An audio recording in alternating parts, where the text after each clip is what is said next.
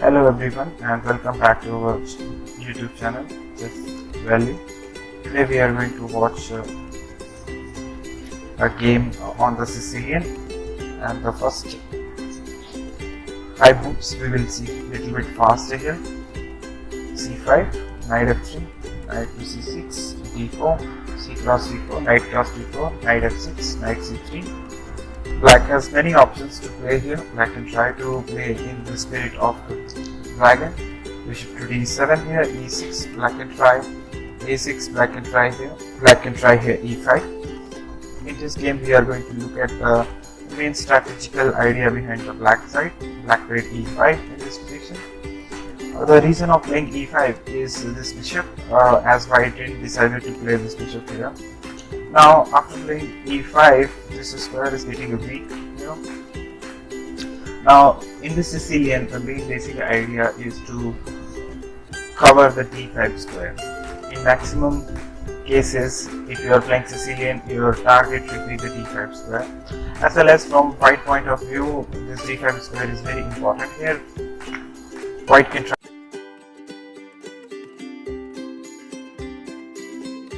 here knight f3 and knight to b3 and knight cross c6. If white is capturing knight cross c6 and black is capturing back with the pawn, this d5 square is under control with the black pieces. Black can try to play very smoothly here, going for the short castle, and it is a good game for black. So knight cross c6 is not that much giving black any kind of advantage here.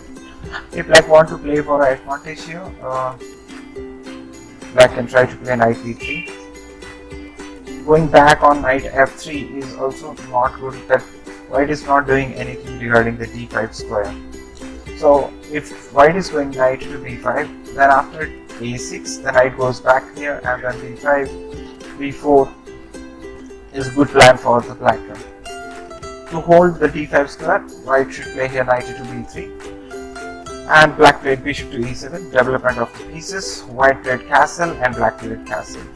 Now in this position, white can try here a lot of moves, like white can try bishop e3, white can try here a4, white can try here h3, white can try here f3, and rook e1, and f4 is also one of the main choice. It's the strong move, keeping this d5 square in the mind. From white point of view, this is a very important move here. And if you are a black, what we should do? How should black continue in this position? Now if you are thinking of capturing this is a bad move, because white will develop his bishop and this pawn is very strong in the center, and we will get a very weak pawn in this position, isolated d6 pawn. So the correct move in this position is to play a5. The logic behind this move is to disturb the coordination of the pieces. The idea behind a5 is to push a4 and let the knight go on d2 and discoordinating the pieces. That is the main idea in this position, and getting more space on over the queen side. In this position, white played a4, and after playing a4, black got a temporary weak square for the knight. This is a weak square in the white camp, b4. We must say black is also having a temporary weak square on the b5. Bearing in the mind that black wants to break in the center d6, d5, you can find a good way to prepare this move. And the answer is knight b4 is a perfect advantage for the black. So after knight to b4, with the idea of d6, d5, white played here bishop to e3, centralizing the bishop, and black to play. What should black play in this position? Black should play in this position bishop to e6, controlling and making preparation for the pawn movement d6, d5. This is the important breakthrough in this position. Timing is everything in the chess. Knight d2. Black has a typical Sicilian break. you can find it in this position. One more thing I want to explain here. In case if white is playing f5, this is a mistake because bishop cross, and after pawn cross, this pawn structure is fully damaged. After this capture, black is having little slight advantage in this position because of this d5 breaker, and this pawn structure is fully damaged in this position. d5, after e cross d5, knight cross d5, knight cross d5, and knight cross d5. As we can see here, black knight is centralized and attacking on the bishop. So knight goes back, and after e4, this pawn is very strong with a very comfortable position for black. Black has no problem at all in this position. So that's why in this position, after bishop to e6, knight to d2, which is an interesting move. Black to play. Now how should black continue in this position? In this position, if you are planning to play d5 or e cross f4, both moves are accurate, but e cross f4 is the most accurate move in this position to stabilize the position. After bishop cross rook cross f4, here comes the main idea of the Sicilian, breaking the d5. d5 breaks comes and it favors black. This is the main idea in the Sicilian. If you are playing Sicilian, the d5 square, and if you achieve the on the board to get control over the d5 square, 60% of the game psychologically is in your hand.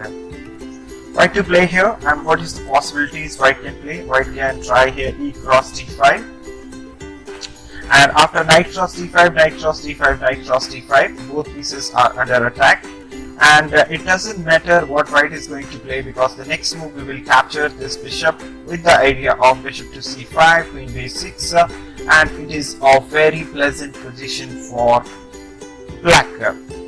That's why in this position e cross d5 is not possible, so white will try in this position e5. But now I want to draw your attention toward the d5 pawn. This d5 pawn is very strong, controlling the central square, and this one is very weaker. This pawn is protected by 1 time bishop, 2 times with the queen, and 3 times with the knight, but this pawn is not protected by any of the white pieces. So moving the pawn is a little bit dangerous for white in this position.